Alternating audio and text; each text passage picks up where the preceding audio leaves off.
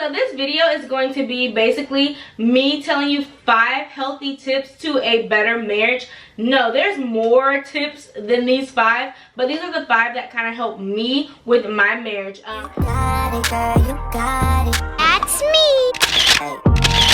You got it, girl, you got it. Yeah. Pretty. Alright, so my first tip is know when to pick your battles. Like, y'all, everything doesn't require you to make a comment, or a negative comment, I should say. Learn the power of shut up. Like, sometimes you just need to shut up. Like, I had to learn, like, Vishar, you cannot nag your husband. Like, he's so quick to tell me, hey, you're nagging. I'm just like, oh, am I? Okay. And so I kind of like have to back up and stop nagging, and just like kind of like shut up and let him be a man, because at the end of the day, I'm not his mom, I'm his wife, so I shouldn't be nagging him or like yelling at him like I'm a mother, because I'm nobody's mother yet, and he married a wife, not a mother. So I had to learn that within our 5 years of marriage. Like, shut up, like, let him do his thing. Like, if he left his shoes downstairs, so what? Pick them up, take them in the room. If he left a water bottle out or like food on the counter, okay, put it up. No big deal. Like, you know what I mean? Like, just things like that were like so minute. Like, seriously?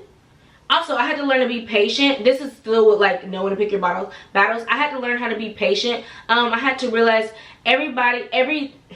the world doesn't revolve around me, and I had to realize that, like, within my marriage, like, he's his own person, I'm my own person. So if I say, hey babe, let's go to the store, like, right now, like, and I'm expecting him to jump and do it right now, like, most times he will, but sometimes he's like, okay, I need a minute, but like, and in my mind, I'm just like, why won't you do it right now? So I just had to learn, like, how to be like patient and just like let him do his own thing. Like, if he said that he's gonna do it, he's gonna do it. Just let him do it on his own time, if that makes sense. Now, I'm not saying like wait 3 years for him to do something, but like be patient with your husband or your spouse. The second tip for a healthy marriage is communication. Communication is key. I know that's so cliche. Oh, communication is key. But it really is. Like, through my 5 years of marriage, we have spent months like in separate rooms, not talking. I didn't even tell like family and friends that it had gotten so bad.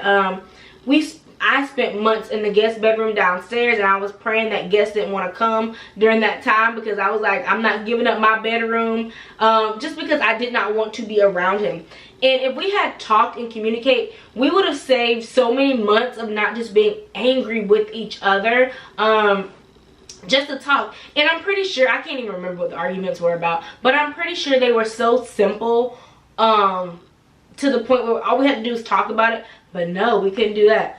Along with talking, you have to know when to just listen to your partner. You can't be so quick to always have like a comeback, or like have like, you know, something to say. Sometimes they just need that listening ear for you to take in what they're telling you.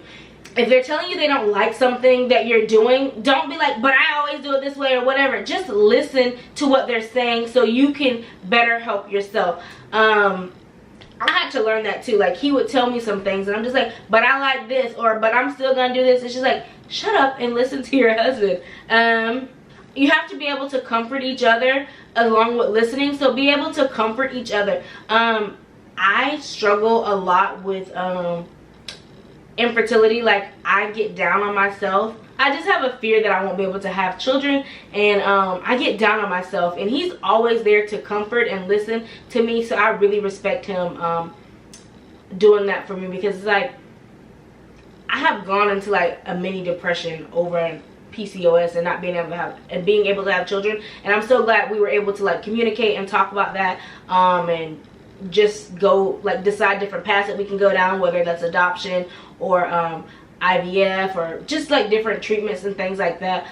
So I'm glad we were able to communicate about that, because when you don't communicate effectively and you try to bottle everything inside, you become drained and your partner doesn't know what's the issue. So be open to communicate. and listen and all that good stuff.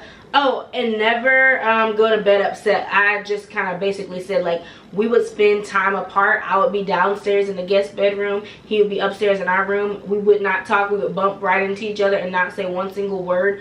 Don't go to bed angry. If he would have died during that time, God, I'm so thankful he didn't. But if he would have died during that time, I would have had so much regret and just, like, hurt and just, like, why are you, like, people pray for husbands and wives, like, make it work. Like, do what you gotta do to make it work. So communicate, talk to each other, make it work. My third tip for a healthy marriage, make time for each other. I used to bring my work home, y'all. Like, I would bring essays home and tell my husband, hey, grade this and things like that. But it's just like, when I'm home, that is my husband's time. So I had to, like, learn to kind of, like, if I didn't get it done at work, it just didn't get done. And be there for my husband and be a good wife and be intentional about our time together. Make sure y'all date each other. So our marriage was, like, at our healthiest when we dated each other. So we did this thing. I don't know if y'all can afford to do this. Not saying that y'all are broke or anything, but I don't know how much time y'all have and how much extra money you might have, but we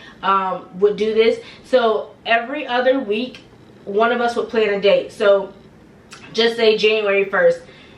So the week of January 1st, he had to plan one date within that week. And then the next week, I had to plan another date within that week. And then the next week would be his week. And then my week would come and then I'll have to plan a date. So we could go on wherever you wanted to go, but you had to pay for it. So if it was his turn to pay for it, plan a date, he had to plan it and pay for it. And then when it was my turn, I had to plan it and pay for it. Y'all, that's when our marriage was at its best, because it was always, like, kind of like, not spontaneous because it was planned out, but the other person never knew what y'all were doing. So, like, one time we went to a comedy club. One time we went to, like, a virtual reality type arcade type thing, and it was really, really fun. So, like, don't forget to date your spouse. Like, at the end of the day, y'all are still dating. Oh yeah, if you're home, y'all can watch movies. Like, if you can't afford to go to the like, go out like how we were able to. We don't have any children or anything like that, so we were able to just get up and go. But if you can't just get up and go, find a movie that you think both of y'all would like. Maybe watch your favorite movie that y'all both do like.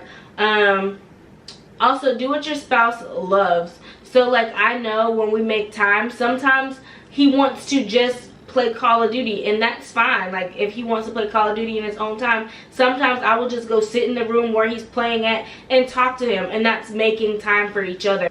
Make sure you do getaways. Getaways are the perfect, like refresh and rejuvenate type situations. We like to do getaways often. We don't do them as often as I would like, but we do go to, like, different getaways often. It can be 30 minutes from your house. Just get out of your house, stay one night just to, like, you know, refresh and just get a different scenery. So that is something I like to do to make time for my husband. Number 4, learn your partner's love language. So if you haven't read that book, you should read the book, or you can just go take the quiz to figure out your love language so you and your partner can know y'all's love languages. My husband's love language is physical touch. He wants to be touched, and touch means he likes to have sex, and so that's how I show my love to him. That's what he likes, and that's just his love language. So if you don't know your partner's love language, then your marriage, you probably don't really know each other. I like gifts of affirmation. Well, I like gifts. So that's how I feel like people show me they love me. You give me something. So he can give me something so small. Like, he bought me a tube of toothpaste. I'm like, oh, you knew I was out. Things like that just show me that you love me and that you care. And so that's just our love languages. And the 5th tip for a healthy marriage, from my perspective, is self-care. You cannot pour into others if you are not fueled up. And what I mean by that is, if you're not taking care of self, how are you going to take care of somebody else? And God forbid that you have children and you're not taking care of yourself. So make sure yourself, that's like mental health, doing things that you like, hobbies and things like that. Make sure you're doing all of those things so you can pour into other people. Alrighty, thank y'all for watching this video. Hopefully these 5 steps will help you have a better marriage or better relationships. Until the next time, I'll see y'all later. Bye.